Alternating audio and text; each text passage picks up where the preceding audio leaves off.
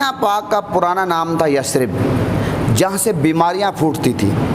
जब आका अलैहिस्सलाम मेरे आका ने हिजरत फरमाई, मेरे आका हुज़ूर नबी करीम सल्लल्लाहु अलैहि वसल्लम मेरे आका हिजरत फरमा कर जब मदीना पाक तशरीफ़ लाए, तो उस वक्त आपको पता है कि मेरे आका ने देखा कि सहाबा किराम बीमार हैं, तो सहाबा किराम की तबीयत नासाज है। तो मेरे आका हुज़ूर नबी करीम सल्लल्लाहु अलैहि वसल्लम ने मदीना पाक के लिए दुआ भी फरमाई कि या अल्लाह जितनी बरकतें तूने मक्के में रखी उतने मदीने में रख दे।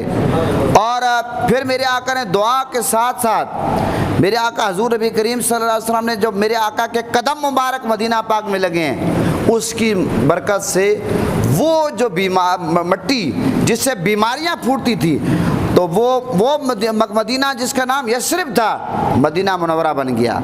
वो मट्टी जिससे बीमारियां फूटती थी वो खाक शिफा बन गई। अब आपको पता है कि मदीना पाक से लोग मट्टी लेकर आते हैं जिसको खाक शिफा कहते हैं। अच्छा, वो पॉइंट भी मैंने देखा है जहाँ से लोग ये मट्टी लेकर आते हैं जिसको खाक शिफा कहते हैं। अब मुझे आप ये बताएं, खाक शिफा बनी कैसी है?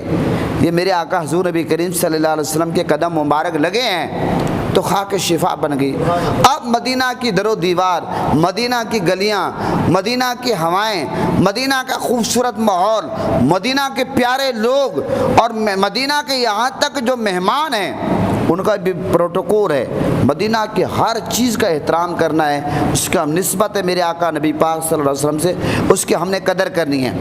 नबी पाक सल्लल्लाहु अलैहि वसल्लम, मेरे आका हुज़ूर नबी करीम सल्लल्लाहु अलैहि वसल्लम ने, मेरे आका ने क्या फरमाया कि जो मेरी ज़ियारत के लिए आएगा, मेरे आका ने फरमाया मैं उसकी शफाअत करूँगा, मैं उसकी शफाअत करूँगा। आका अलैहिस्सलाम ने क्या फरमाया कि जो मेरी ज़ियारत को आएगा मैं उसकी शफाअत करूँगा।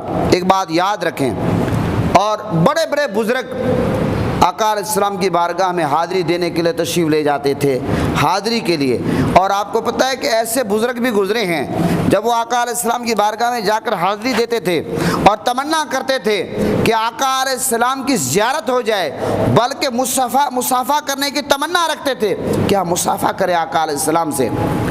तो उन बुज़ुर्गों में एक बुज़ुर्ग हैं जिनका नाम है हज़रत शेख सालेह सैयद अहमद रफ़ाई अलैहि रहमा। उनके बारे में आता है कि जो भी हाजी हज करने जाता, जो भी उम्रा करने वाला जाता, तो ये बुज़ुर्ग क्या करते थे, सलाम भेजा करते थे कि आका अलैहिस्सलाम की बारगाह में मेरा सलाम पेश करें। बस एक मौका ऐसा आया, मेरे आका की तरफ से बुलावा हुआ, बुज़ुर्ग तैयार हो गए, आका अलैहिस्सलाम की बारगाह में पहुँचते हैं। मुख्तसर मैं वाक़या कर रहा हूँ, हाज़िरी देते हैं, रोते हैं, गिड़गिड़ाते हैं। आका अलैहिस्सलाम की बारगाह में अर्ज़ करते हैं, या रसूलल्लाह शफ़क़त फरमाएँ, मैं चाहता हूँ कि आपसे दस्तबोसी करूँ, आपके हाथों में हाथ दूँ।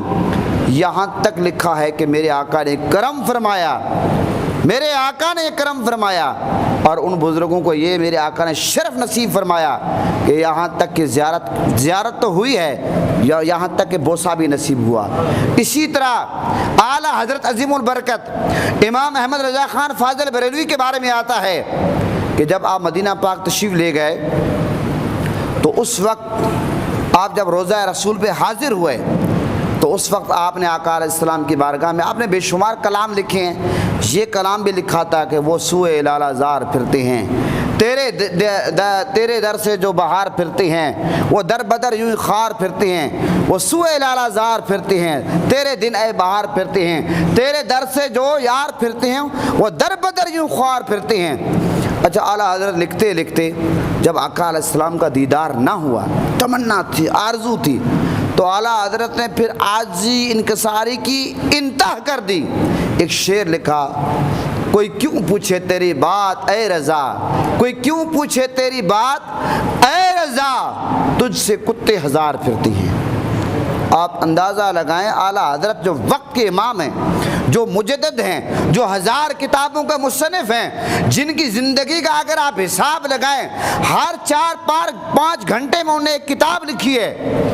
बुखार की हालत में जब आका अलैहिस्सलाम के नामूस पर हमला हुआ तो आप आला हज़रत ने मदीना पाक में किताबें भी नहीं थी, आपने किताब लिख दी। मोहतरम हज़रात, आला हज़रत ने अब ये शेर लिखा जिसमें आजी इनकसारी बहुत ज़्यादा पाई जाती है। फिर आका अलैहिस्सलाम का दीदार हुआ, मुलाकात का शर्फ हासिल हुआ। मोहतरम हज़रात, ऐसे भी बुज़ुर्ग गुज़रे हैं جو آقا علیہ السلام کی بارگاہ اقدس میں حاضری کے لیے جاتے تھے اور پھر کیا سے کیا ان کو مقام ملتا تھا، کیا وہ حاصل کرتے تھے۔ اچھا ایک بات، اب ایک حدیث پاک ہے جس کو آڑ بنا کر بہت سارے ملا لوگ لوگوں کو روکتے ہیں کہ آپ نبی پاک صلی اللہ علیہ وسلم کے روضہ انور کی زیارت کی نیت سے آپ نہ جائیں۔ وہ کیا کہتے ہیں، کتابوں میں لکھا ہے کہ بھی آپ وہاں جائیں، اس نیت سے جائیں کہ آپ مسجد نبوی شریف میں جا رہے ہیں، اس نیت سے نہ جائیں کہ میں نبی پاک کی بارگاہ میں جا رہا ہوں۔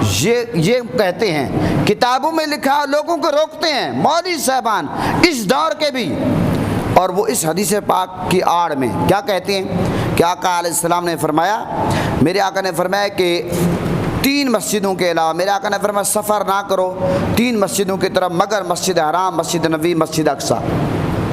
اب یہ حدیث پاک حضور نے فرمایا ان 3 مسجدوں کے علاوہ سفر نہ کرو۔ اب یہ حدیث پاک کو آڑ بنا کر وہ کہتے ہیں کہ روزہ رسول کی نیت سے آپ سفر نہ کرو۔ حالانکہ ان بے وقوفوں کو سوچنا چاہیے کہ آقا علیہ السلام نے خود فرمایا کہ علم حاصل کرو اگرچہ تمہیں چین ہی جانا پڑے۔ میرے آقا حضور نبی کریم صلی اللہ علیہ وسلم خود میرے آقا نے سفر فرمایا، میرے آقا جہاد پہ گئے، میرے آقا خود مسجد قباء تشریف لے جاتے تھے ہفتے کے دن، اور مسجد قباء کی یہ فضیلت ہے کہ 2 نفل اگر آپ پڑھتے ہیں تو آپ کو عمرے کا ثواب ملتا ہے، عمرے کا ثواب ملتا ہے۔ میرے آقا خود تشریف لے جاتے تھے، میرے آقا سفر کیے، میرے آقا نے ہجرتیں فرمائی۔ اب اس حدیث پاک کا مطلب کیا ہے؟ اس حدیث پاک کا مطلب یہ ہے کہ جو ثواب مسجد نبوی شریف، مسجد حرام، مسجد اقصی کا ہے وہ کائنات کی کسی اور مسجد کا نہیں ہے۔ اس کا مطلب یہ نہیں کہ ان 3 مسجدوں کے علاوہ آپ کہیں اور جاؤ ہی نہ۔ اگر یہ مطلب نکالیں، اب مثال کے طور پر اب آپ کوئی بندہ ستارہ مارکیٹ سے چلا ہے، کوئی بندہ سی ڈی اے کے دفتر سے چلا ہے، کوئی پشاور موڑ سے، کوئی بلیو ایرے سے، بھئی چلتے ہیں جامع مسجد المجتبیٰ میں جمعہ پڑھیں گے۔ آپ نے نیت کی ہے نہیں کی؟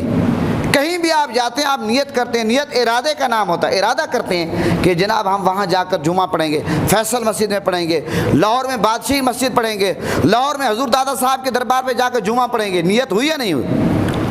اب نیت کی بات یہاں پہ نہیں ہے، بات یہ ہے کہ یہ جو 3 مسجدیں ہیں سب سے زیادہ ثواب ان 3 مسجدوں میں۔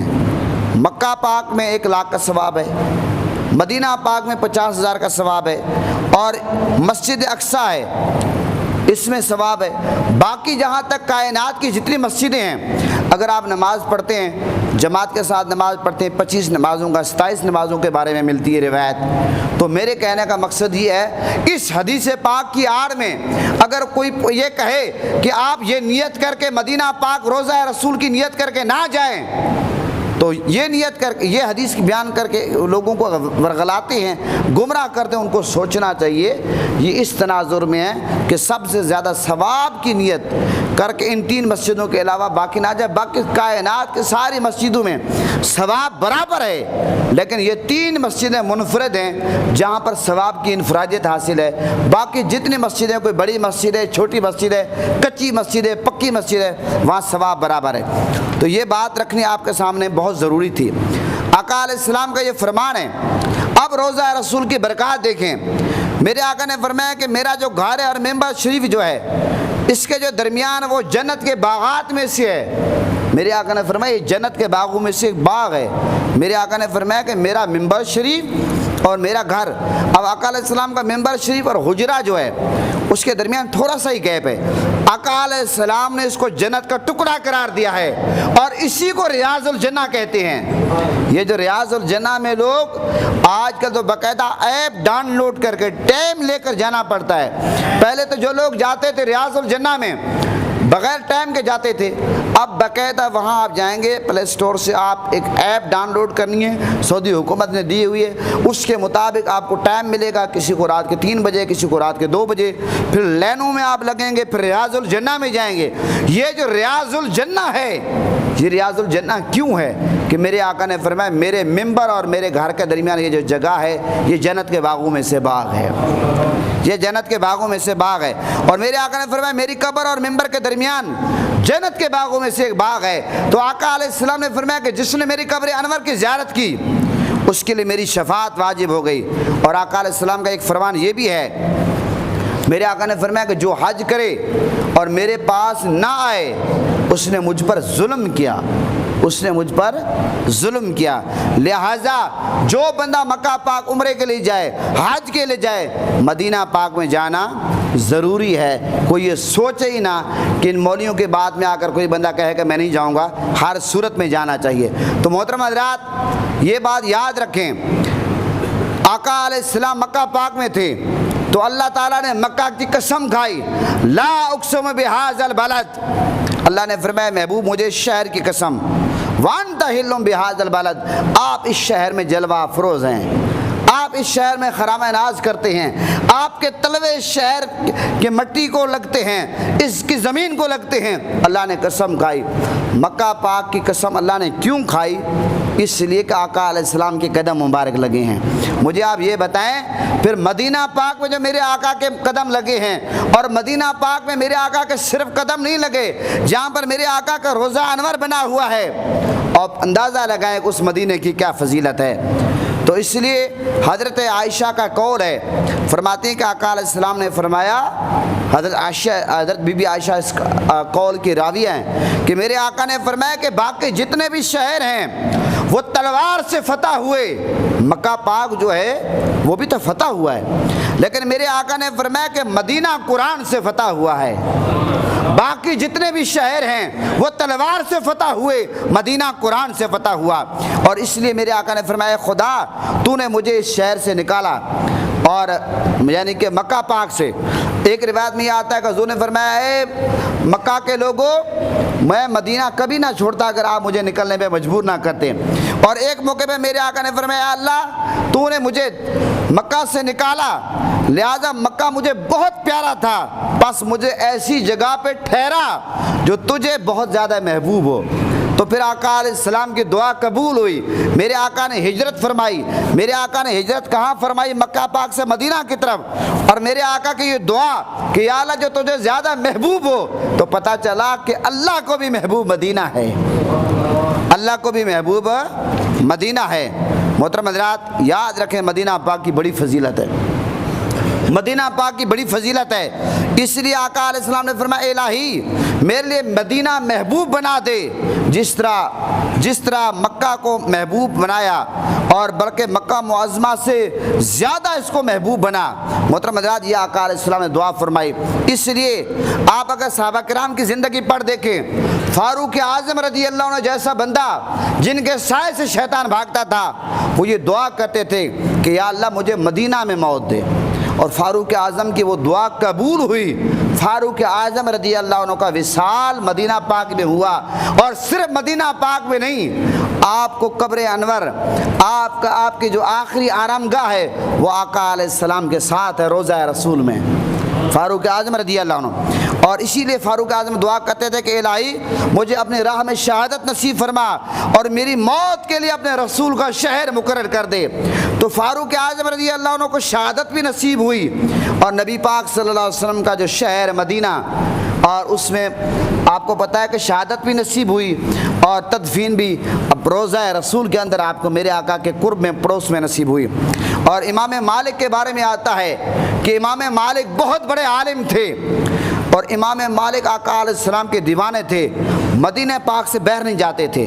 آپ نے پوری زندگی میں امام مالک نے ایک حج کیا، مدینہ پاک سے باہر نہیں نکلتے تھے۔ اس لیے امام مالک رحمۃ اللہ علیہ سوچتے تھے ایسا نہ ہو کہ میں مدینہ سے باہر نکلوں مجھے موت آ جائے، تو امام مالک رحمۃ اللہ علیہ مدینہ سے باہر نکلتے نہیں تھے۔ تو محترم حضرات یہ ہے مدینہ پاک کی شان کہ مدینہ پاک جو ہے اس میں موت کو بھی لوگ ترجیح دیتے تھے۔ مدینہ پاک کی ہوائیں، مدینہ پاک کی مٹی، مدینہ پاک کا ماحول، مدینہ پاک میں رہنا، مدینہ پاک میں چلنا، مدینہ پاک میں کھانا، مدینہ پاک کی عبادت، ہر چیز منفرد ہے۔ اس لیے شاعر کہتا ہے فقط اتنی سی آرزو ہے اور تمنا یا رسول اللہ، فقط اتنی سی آرزو ہے اور تمنا یا رسول اللہ، تیرے در پہ میرا سر ہو جب وقت قضا آئے، قضا سے مراد جب میری موت آئے، یا رسول اللہ تیرے در پہ میرا سر ہو جب وقت قضا آئے۔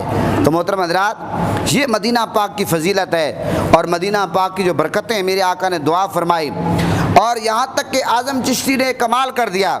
اعظم چشتی کہتے ہیں کہ یاد ہے مجھ کو اہل مدینہ کی یہ بات.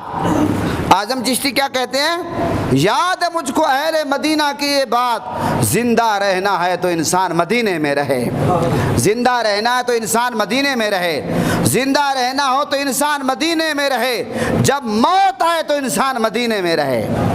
یہ اعظم چشتی کہتے ہیں مدینہ پاک کے فضائل کے حوالے سے کہ اتنی مدینہ پاک کی فضیلت ہے. تو محترم حضرات, اسی طرح مدینہ پاک کے حوالے سے ایک بات یہ یاد رکھیں کہ مدینہ پاک کے جو فضائل ہیں, آقا علیہ السلام جو اس کی میرے آقا نے جو فضیلت بیان کی, اب مدینہ پاک میں آپ دیکھیں, ایک تو آقا علیہ السلام کے روضہ انور جس کے بارے میں آتا ہے کہ 1,40,000 فرشتے بارگاہ مصطفیٰ میں حاضر ہو کر صلاۃ و سلام پیش کرتے ہیں, اور جو فرشتہ ایک بار آتا ہے اس کو دوبارہ موقع ہی نہیں ملتا. یہ تو آپ نبی پاک کے امتی خوش نصیب ہیں کہ بار بار آپ عمرے پہ جاتے ہیں, بار بار آپ حج پہ جاتے ہیں, روزہ رسول پر آپ کو حاضری کا موقع ملتا ہے, صلاۃ و سلام کا موقع ملتا ہے. فرشتوں کو بار بار موقع نہیں ملتا. 1,40,000 فرشتے روزانہ بارگاہ مصطفیٰ میں آ کر صلاۃ و سلام کا نذرانہ پیش کرتے ہیں.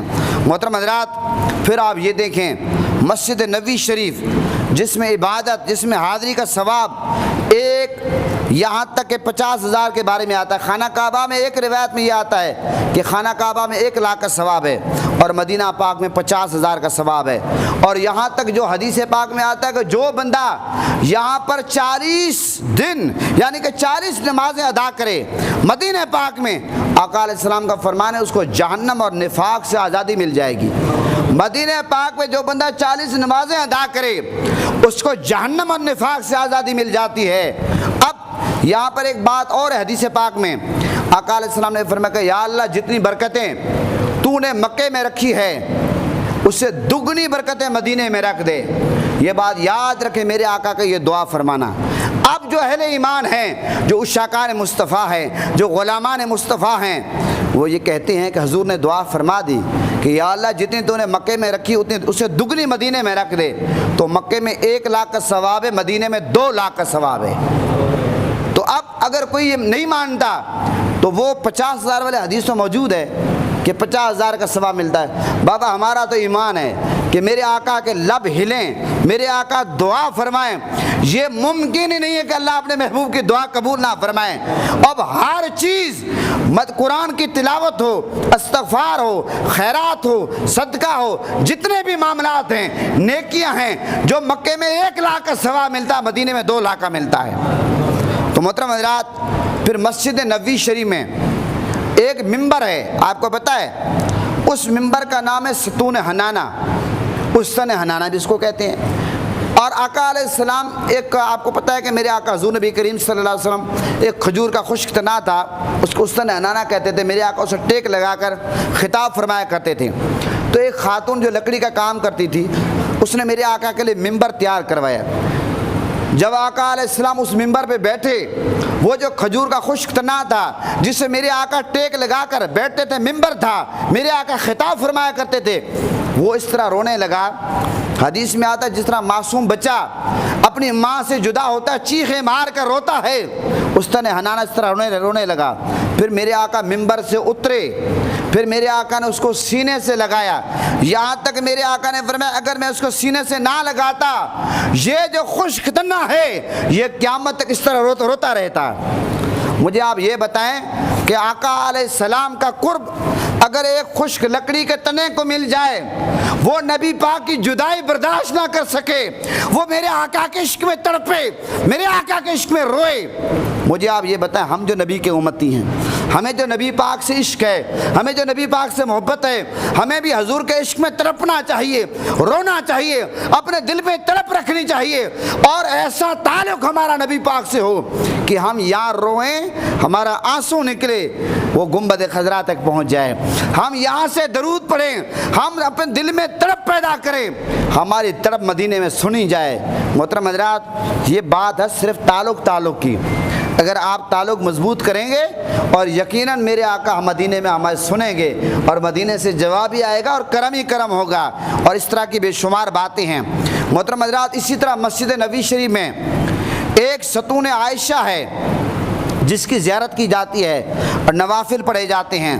اور اسی طرح ستون حرس ہے، ستون سریر ہے، ستون وفود ہے، جس کے بعد جو ستون وفود ہے آقا علیہ السلام کے بعد جو وفد آتے تھے اس کے بعد بیٹھتے تھے، اس کا نام ستون وفود ہے۔ اور اسی طرح ستون ابو لبابہ ہے، جس کے بعد توبہ استغفار قبول ہوتی ہے، اس کے بعد جا کر نفل پڑھے جاتے ہیں، ریاض الجنہ کے اندر ہیں۔ یہ تمام جو ستون ہیں یہ ریاض الجنہ کے اندر موجود ہیں جب آپ مسجد نبوی شریف میں جائیں۔ اور اسی طرح روضہ رسول سے تھوڑے سے فاصلے پر بالکل قریب چند قدموں کے جنت البقیع ہے، جہاں پر آپ کو پتہ ہے کہ 10,000 صحابہ کرام کی قبریں ہیں، 10,000 کی۔ سیدہ کائنات حضرت بی بی فاطمہ الزہرا سلام اللہ علیہا کی قبر انور ادھر ہے۔ پہلے آپ کا روزہ مبارک بنا ہوا تھا جب ترکی حکومت تھی، جب سعودیہ حکومت آئی ان لوگوں نے تمام روزے گرا دیے۔ اللہ کرے کہ وہ دن آئے کہ سیدہ کائنات کا روزہ انور وہاں بنے۔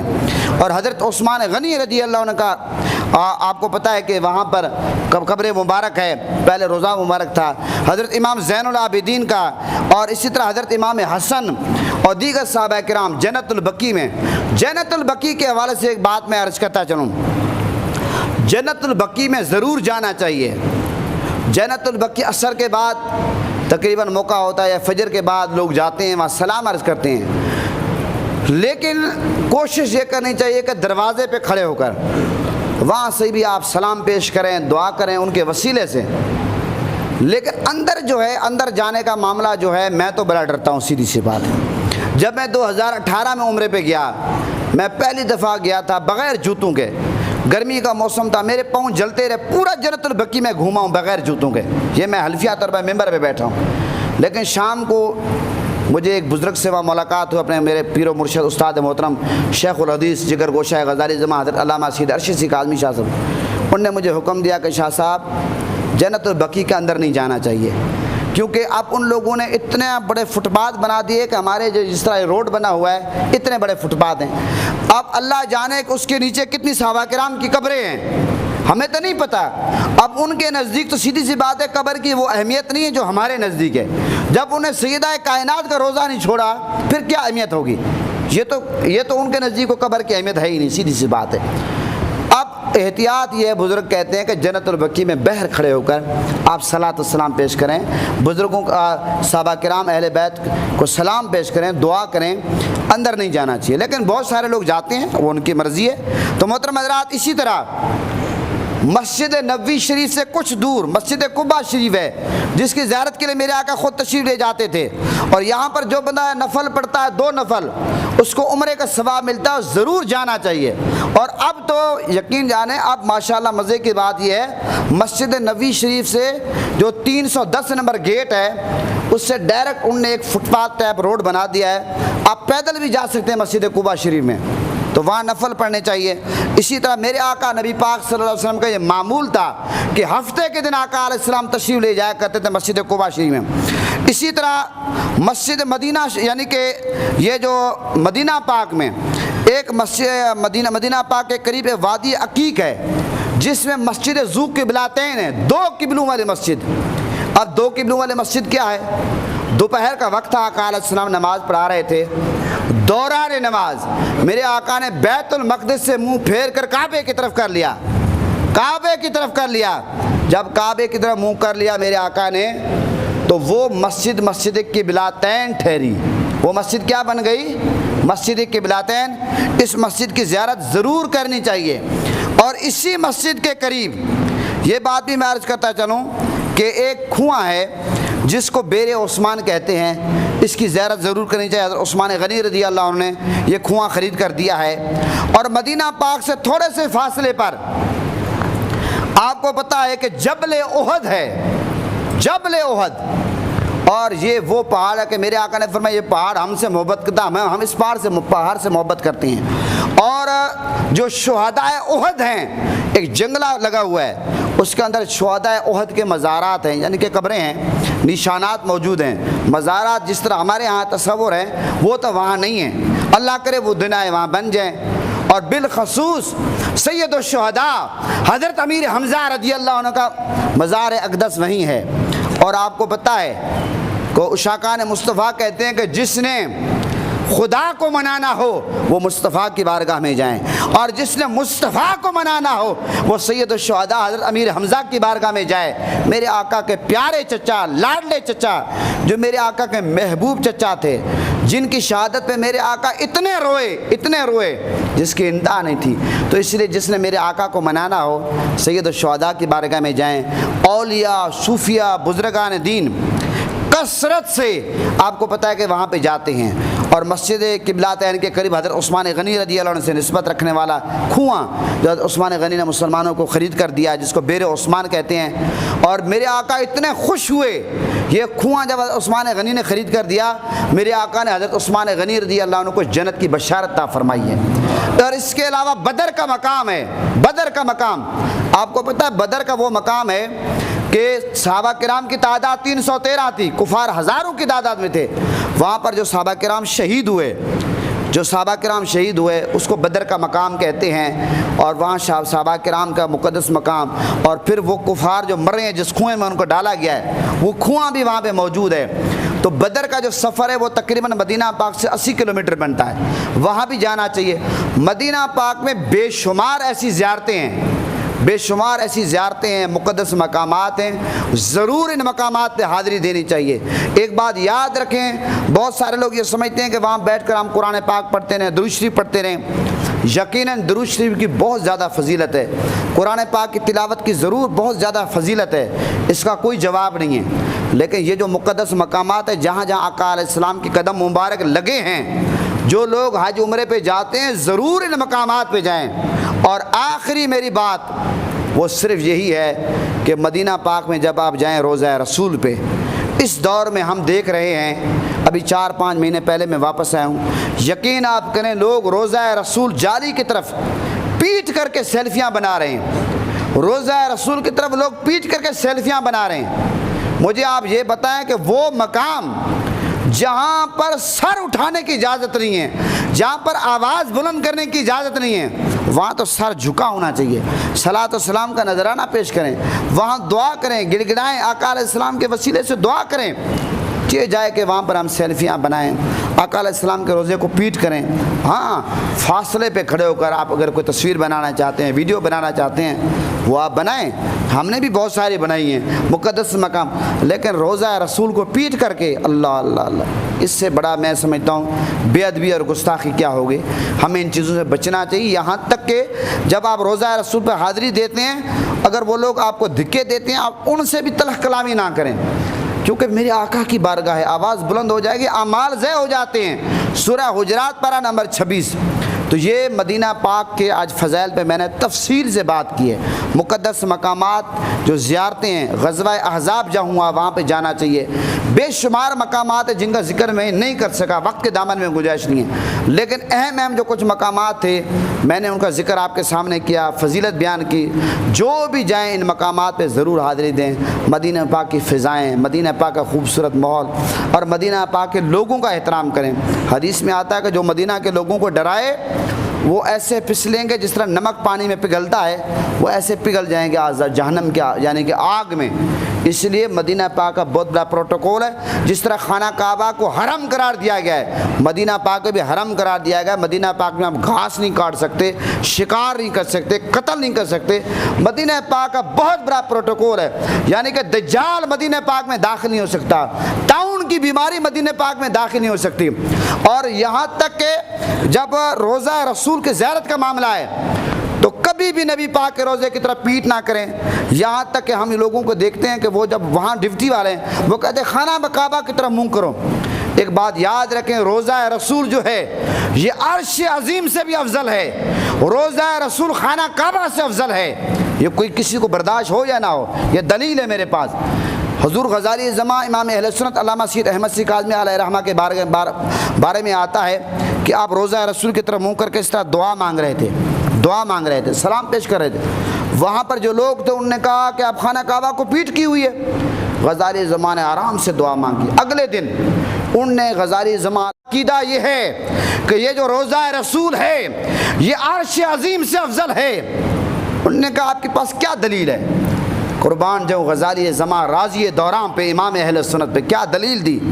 فرمایا کہ مجھے بتاؤ کہ عیسیٰ علیہ السلام چوتھے آسمان پہ ہیں یا نہیں ہیں؟ عیسیٰ علیہ السلام چوتھے آسمان پہ ہیں یا نہیں ہیں؟ انہوں نے کہا ہیں۔ انہوں نے کہا بتاؤ کہ عیسیٰ علیہ السلام اللہ کے شکر گزار بندے ہیں یا نہیں ہیں؟ انہوں نے کہا ہیں۔ تو غزالی زمان نے فرمایا کہ قرآن میں اللہ فرماتا ہے لا ان شکرتم لازیدنکم، اللہ فرماتا ہے تو میرا شکر ادا کرو گے میں تمہیں اور زیادہ دوں گا، اور زیادہ دوں گا۔ تو عیسیٰ علیہ السلام اللہ کے شکر گزار بندے ہیں، تو عیسیٰ علیہ السلام کو تو پھر چوتھے آسمان پہ، پانچویں آسمان پہ، چھٹے پہ، ساتویں پہ، سدرۃ المنتہا پہ، عرش عظیم پہ جانا چاہیے، لیکن عیسیٰ علیہ السلام قیامت سے پہلے وہاں آئیں گے نہیں آئیں گے؟ مدینہ پاک میں روضہ رسول میں جگہ بنی ہوئی عیسیٰ علیہ السلام کی، بنی ہوئی نہیں بنی ہوئی؟ تو اگر ہر بندہ افضل کی طرف جاتا ہے، جب شکر ادا کریں تو مقام اور زیادہ ملتا ہے۔ تو اگر پانچواں چھٹا آسمان افضل ہوتا، روضہ رسول سے عرش عظیم افضل ہوتا، تو عیسیٰ علیہ السلام ادھر جاتے، ادھر نہیں جا رہے۔ عیسیٰ علیہ السلام میرے آقا کے قدموں میں آ رہے ہیں، پتہ چلا کہ عرش عظیم سے بھی میرے آقا کا گنبد خزرہ افضل ہے۔ جب یہ جواب دیا، وہ جو عرب کا قاضی تھا وہ لاجواب ہو گیا، اس نے منہ میں انگلی ڈالی، حیران ہو گیا کہ غزالی زمان نے کیا جواب دیا۔ تو اس لیے یہ بات سمجھنے والی ہے، بہت سارے لوگوں کو اس بات کی سمجھ نہیں آتی۔ جب ہم یہ کہتے ہیں کہ روضہ رسول خانہ کعبہ سے بھی افضل ہے، تو لوگ یہ سمجھتے ہیں کہ جوش خطابت میں یہ بات کیے۔ نہیں بابا، یہ حقیقت ہے اور یہ ہمارا عقیدہ ہے، اور اس پر ہمارے پاس دلائل کے انبار ہیں جو الحمدللہ ہم دے سکتے ہیں۔ کوئی اگر مانے اور اگر کوئی نہ مانے تو پھر دلائل دینے کا فائدہ ہی نہیں ہے۔ پاکستان کا مطلب کیا؟